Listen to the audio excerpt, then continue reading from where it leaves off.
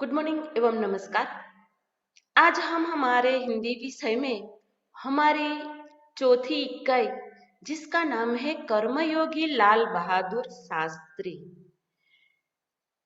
इस इकाई के पार्ट 1 में हमने अभ्यास किया कि लाल बहादुर शास्त्री एक महान कर्मयोगी थे। वे भाग्य के भरोसे बैठने वाले व्यक्ति नहीं थे। उनके लिए कर्म ही ईश्वर था और कर्म के प्रति बिना किसी फल की आशा किए बिना वे पूरी तरह कर्म के प्रति समर्पित थे। उनमें गीता के निष्काम कर्मयोगी के लक्षण देखे जा सकते છે કે એનું ગુજરાતીમાં આપણે જોઈએ તો લાલ બહાદુર શાસ્ત્રી છે એ મહાન કર્મયોગી હતા.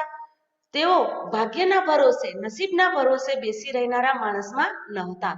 તેઓ કર્મને ઈશ્વર માનતા હતા અને ફળની કોઈ પણ જાતની અપેક્ષા રાખ્યા વગર તે કર્મ પ્રત્યે છે એ એકદમ સમર્પિત હતા અને તેનામાં છે એ ગીતાના નિષ્કામ કર્મયોગીના લક્ષણો છે એ જોવા મળતા હતા. ગીતા છે એ ભગવદ્ ગીતાની વાત કરે છે અને ભગવદ્ ગીતા છે એ એક આપણો ધાર્મિક ગ્રંથ છે અને તે છે એ કુરુક્ષેત્રમાં કૃષ્ણ ભગવાને છે એ અર્જુનને ગીતાનું જ્ઞાન આપ્યું હતું. એ ગીતાજીમાં જે કંઈ નિષ્કામ કર્મયોગીના લક્ષણો બતાડવામાં આવ્યા છે એ લક્ષણો છે એ કર્मयोगी लक्षणों कर्मयोगी लाल बहादुर शास्त्री में जोवा मिलता था.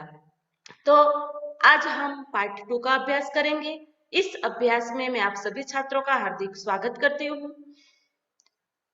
पार्ट 2 जिसमें कर्मयोगी लाल बहादुर शास्त्री इकाई 4 आगे देखते हैं.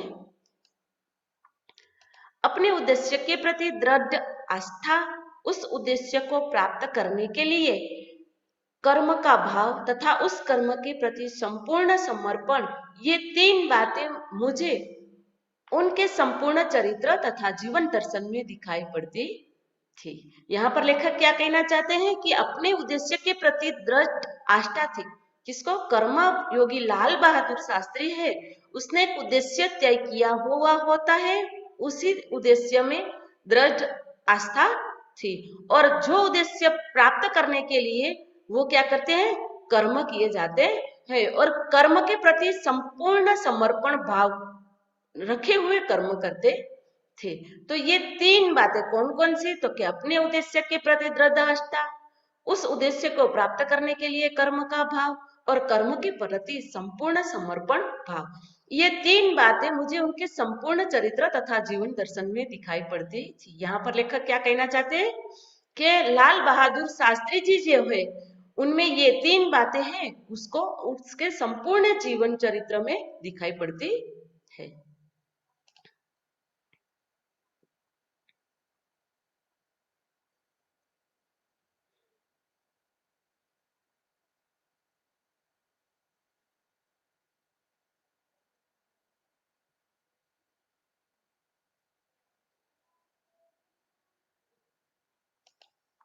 अपने एक भाषण में उन्होंने इसी तरह के विचार व्यक्त करते हुए कहा था कि यहाँ तक कि भले ही आप राजनीतिक क्षेत्र या सामाजिक क्षेत्र या किसी अन्य क्षेत्र में कार्य करते हैं, यदि आप उसमें सफल होना चाहते हैं तो अपने दायित्व को पूरी तरह से निर्वाह करना चाहते हैं तो आप अपने कार्य और समर्पण तथा भक्ति और कर्म में समन्वय होना चाहिए. तो लाल बहादुर शास्त्री जी है वो यहाँ तक अपने भाषण में इसी विचार को प्रकट व्यक्त करते हुए कहा था कि यहाँ तक कि भले ही आप राजनीतिक या सामाजिक क्षेत्र में क्या તમે છે એ ભલે રાજનીતિ અને સામાજિક ક્ષેત્રમાં કોઈ પણ બીજા ક્ષેત્રમાં પણ જો કામ કરતા હો તો તેમાં તમને જો સફળતા પ્રાપ્ત કરવાનું તમને મન હોય, તમે છે એ સફળતા પ્રાપ્ત કરવાનું ચાહતા હો તો તમારું જે પૂરેપૂરું જે દાયિત્વ છે, તમારું જે જવાબદારી છે, જિમ્મેદારી છે એ જવાબદારીને છે એ પૂરી તરહથી એને એમાં निर्वाह કરવું જોઈએ और आपके कार्य और समर्पण तथा भक्ति और कर्म में समन्वय होना चाहिए कि जो आप है वो कर्म करते हैं, जो कार्य करते हैं उसमें समर्पण का भाव, भक्ति का भाव और कर्म में समन्वय होवो જોઈએ.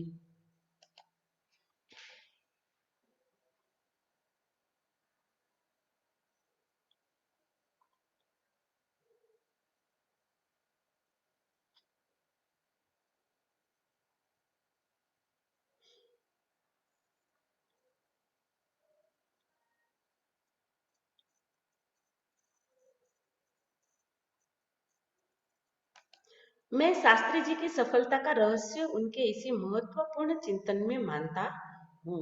લેખક બોલતે હે કે મેં શાસ્ત્રીજી સફળતા એટલે કે શાસ્ત્રીજીનું જે સફળતાનું જે રહસ્ય છે એ તેના મહત્વપૂર્ણ જે વિચારો છે, ચિંતન એટલે વિચારો છે, તેમાં હું માનું છું કે શાસ્ત્રીજી છે એ જે કાંઈ સફળતા પ્રાપ્ત કરી છે એનું રહસ્ય છે, એના મહત્વપૂર્ણ જે વિચારો છે એના કારણે એણે આવી સફળતા પ્રાપ્ત કરેલી છે.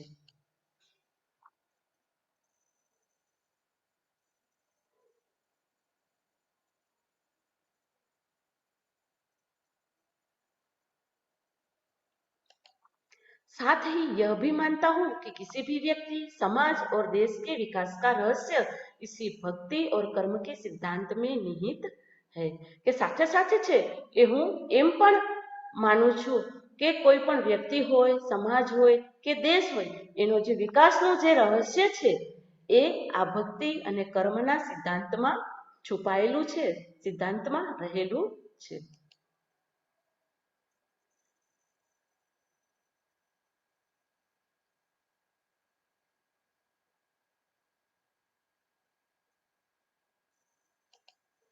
शास्त्री जी का संपूर्ण जीवन श्रम, सेवा, सादगी और समर्पण का अनुपम उदाहरण है. કે શાસ્ત્રીજીનું જે પૂરેપૂરું જે જીવન છે એ શ્રમ, સેવા અને સાદગી, શ્રમ એટલે કાર્ય, સેવા, સાદગી અને સમર્પણમાં છે એનું જે ઉદાહરણ છે, અનુપમ ઉદાહરણ છે. કે શાસ્ત્રીજીનું પૂરું જીવન જ છે, એનું જે કર્મ છે, એની જે સેવા છે, એની જે સાદાઈ છે અને સમર્પણનો જે ભાવ રહેલો છે એ છે એ શાસ્ત્રીજીનું પૂરેપૂરું જીવન છે, એક સરસ મજાનું ઉત્તમ ઉદાહરણ છે.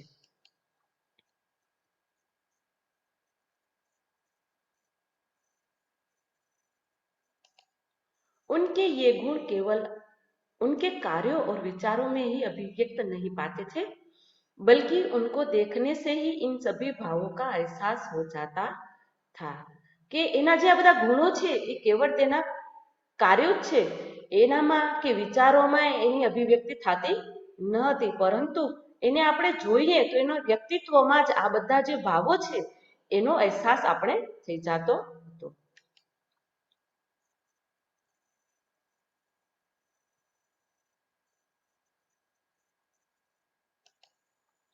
उनके अपने व्यक्तित्व में विचारों का अनोखा समन्वय था.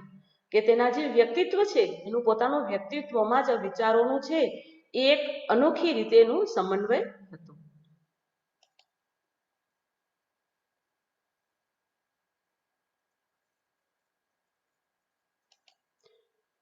वे जो कुछ कहते थे वही करते थे, जो कुछ भी करते थे वह एकमात्र राष्ट्र लाभ की भावना से प्रेरित होकर करते थे. લાલ બહાદુર શાસ્ત્રીજી છે એ જે કંઈ પણ કહેતા હતા એ ખાલી કહેતા ન હતા પણ એ કરીને બતાડતા હતા, એટલે કે એ કરતા હતા. અને જો જે કાંઈ પણ તે કરતા હતા તે માત્ર કોના માટે હતું તો કે એક માત્ર રાષ્ટ્ર લાભ, રાષ્ટ્રના લાભને અને રાષ્ટ્રના હિતની જે ભાવના હોય એનાથી એ પ્રેરિત થઈને કરતા હતા.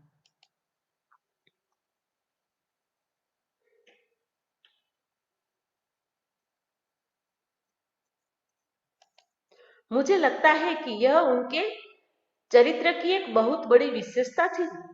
કે મને લાગે છે કે આ એના ચરિત્રની છે એ બહુ જ મોટી છે વિશેષતા હતી.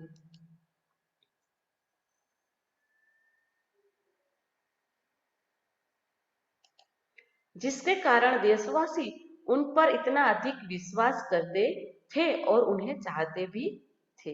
કે જેના કારણે છે એ એના ચરિત્રની એક મોટી એવી વિશેષતા હતી કે જેના કારણે દેશવાસીઓ છે એ એના ઉપર છે એ એકદમ વધારે વિશ્વાસ કરતા હતા અને તેને ચાહતા પણ હતા.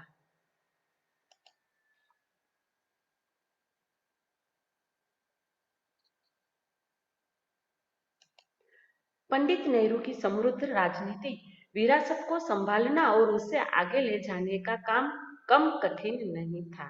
કે પંડિત નહેરુજી છે એનો છે સમૃદ્ધ રાજનીતિની જે વિરાસત હતી એ વિરાસતને સંભાળવાનું અને તેને આગળ લઈ જવાનું કામ છે એ ઓછું મુશ્કેલ ન હતું.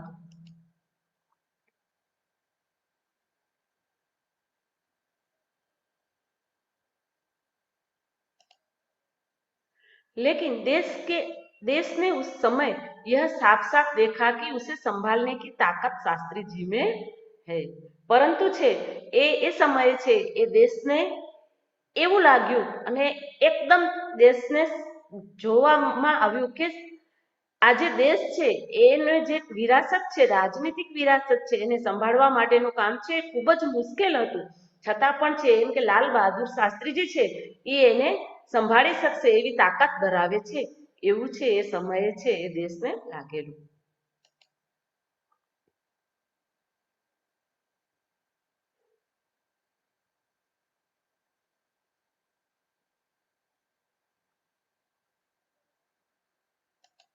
और शास्त्री जी ने अपने निर्मल चरित्र और दृढ़ संकल्प शक्ति द्वारा देश की इस आकांक्षा को पूरा किया. અને શાસ્ત્રીજીએ છે એ નિર્મળ ચરિત્ર અને દ્રઢ પોતાનો જે સંકલ્પ છે એ પોતાની દ્રઢ સંકલ્પ શક્તિ દ્વારા છે એ દેશને આ આકાંક્ષા છે એ પૂરી કરી દીધી.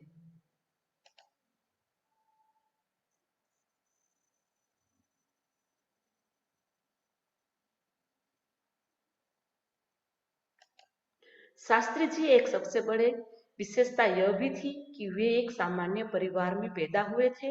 सामान्य परिवार में ही उनकी परवरिश हुई. શાસ્ત્રીજી છે એની એક મોટી છે એ વિશેષતા એ પણ હતી કે તે છે એક સામાન્ય પરિવારમાં તેનો જન્મ થયેલો હતો અને સામાન્ય પરિવારમાં જ તેની પરવરિશ થઈ હતી.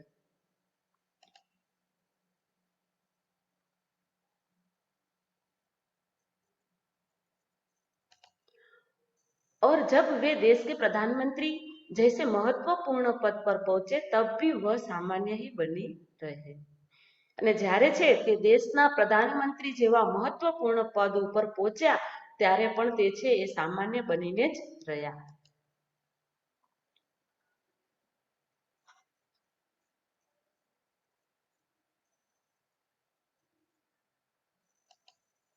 विनम्रता, सादगी और सरलता उनके व्यक्तित्व में एक विशिष्ट प्रकार का आकर्षण पैदा करते थे.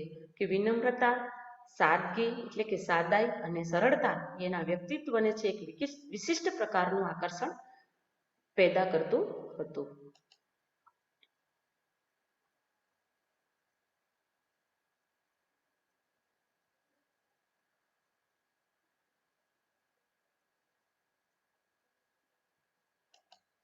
इस दृष्टि से शास्त्री जी का व्यक्तित्व बापू के अधिक करीब था और कहना न होगा कि बापू से प्रभावित होकर ही सन 1921 में उन्होंने अपनी पढ़ाई छोड़ी थी. અને આ જ દ્રષ્ટિથી છે શાસ્ત્રીજી છે એનું જે વ્યક્તિત્વ છે એ બાપુ એટલે મહાત્મા ગાંધીજીની વાત કરે છે કે એનું વ્યક્તિત્વ છે એ મહાત્મા ગાંધીજીથી છે એ એકદમ નજીક હતું. અને એ પણ કેવું જોઈએ કે તેનાથી એ બાપુથી છે તે પ્રભાવિત થઈ ગયા હતા અને એને છે 1921માં છે એ પોતે જે અભ્યાસ કરતા હતા એ અભ્યાસ છે એ છોડી દીધો હતો.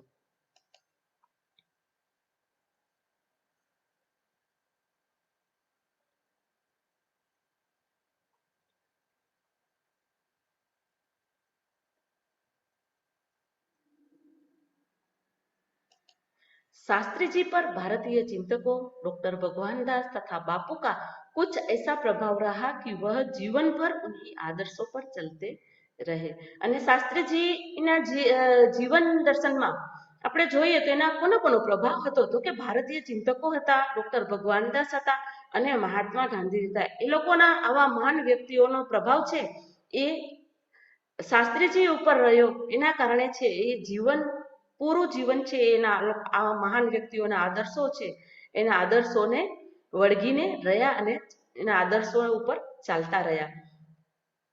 और औरों को भी इसके लिए प्रेरित करते रहे. અને બીજા બધા જે લોકો હતા એને પણ આ જે આદર્શો છે એના માટે તેને પ્રેરણા આપતા રહ્યા.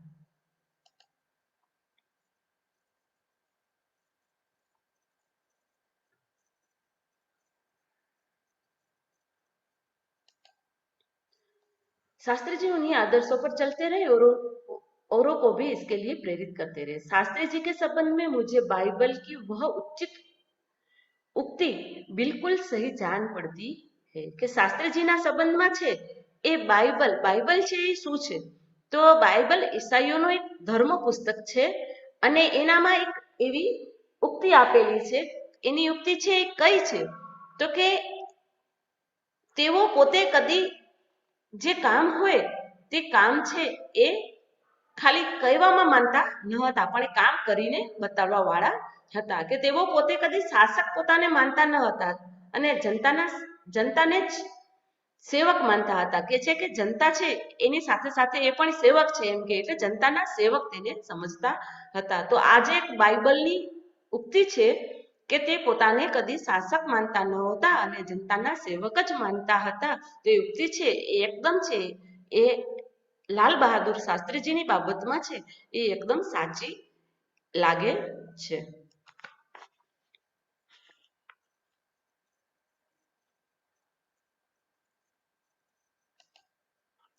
और विनम्र ही पृथ्वी के वारिस होंगे. અને એમ કે છે કે સાચે છે એ આ જે ઉક્તિ છે બાઇબલની એ એકદમ સાચી પડે હોય એવું લાગે છે.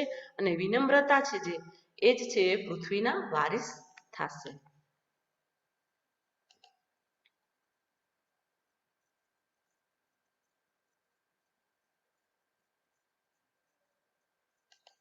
शास्त्री जी ने हमारे देश के स्वतंत्र संग्राम में तब प्रवेश किया था जब वे एक स्कूल में विद्यार्थी थे और उसी समय उनकी उम्र 17 साल की थी.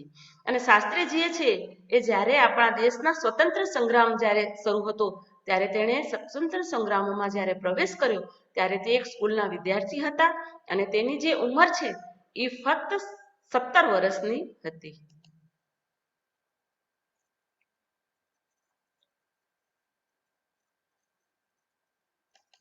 गांधी जी के आह्वान पर वे स्कूल छोड़कर बहार आ गए थे. ગાંધીજીએ છે સ્વતંત્ર સંગ્રામ માટે તેને એક ચુનૌતી આપી અને એ ચુનૌતીનો સ્વીકાર કરવા માટે તે છે એના આહવાનને છે એ સ્વીકાર કરવા માટે સ્કૂલ છોડી અને તે બહારે આવી ગયા હતા.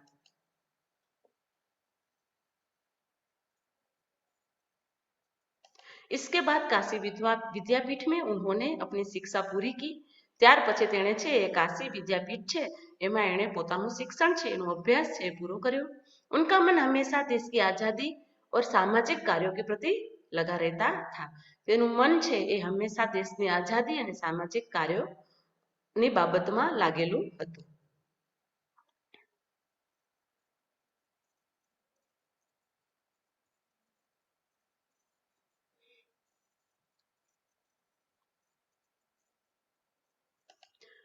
परिणाम यह हुआ कि सन 1926 में वे लोक सेवा मंडल में शामिल हो गए. અને પછીનું પરિણામ એ આવ્યું કે ઈસવીસન 1926માં તે લોક સેવા મંડળ છે તેમાં તે સામેલ થઈ ગયા એટલે કે તેના સભ્ય બની ગયા અને जिसके वे जीवन भर सदस्य रहे. અને પછી છે એ પૂરેપૂરા જીવન સુધી છે તે તેના સભ્ય બની રહ્યા. इसमें शामिल होने के बाद वे शास्त्री जी ने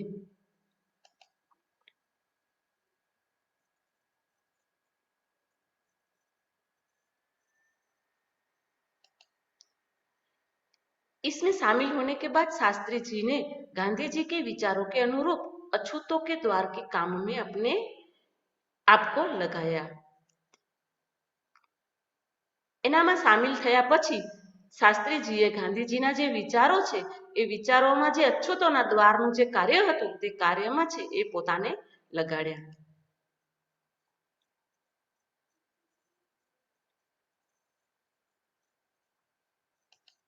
यहाँ से शास्त्री जी के जीवन का एक नया अध्याय प्रारंभ हो गया. અને અહીંયાથી છે એ શાસ્ત્રીજીના જીવનનો એક નવો અધ્યાય છે એની શરૂઆત થઈ.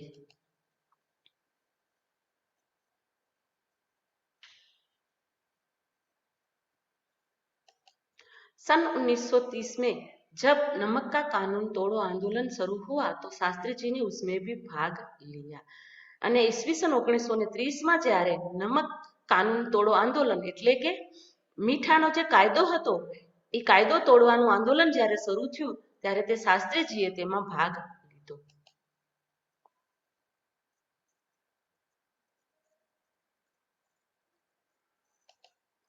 जिसके परिणाम स्वरूप उन्हें जेल भी जाना पड़ा. અને પછી છે એના પરિણામ સ્વરૂપ તેણે જે આંદોલનમાં ભાગ લીધો એના પરિણામ સ્વરૂપ તેને જેલ પણ જવું પડ્યું.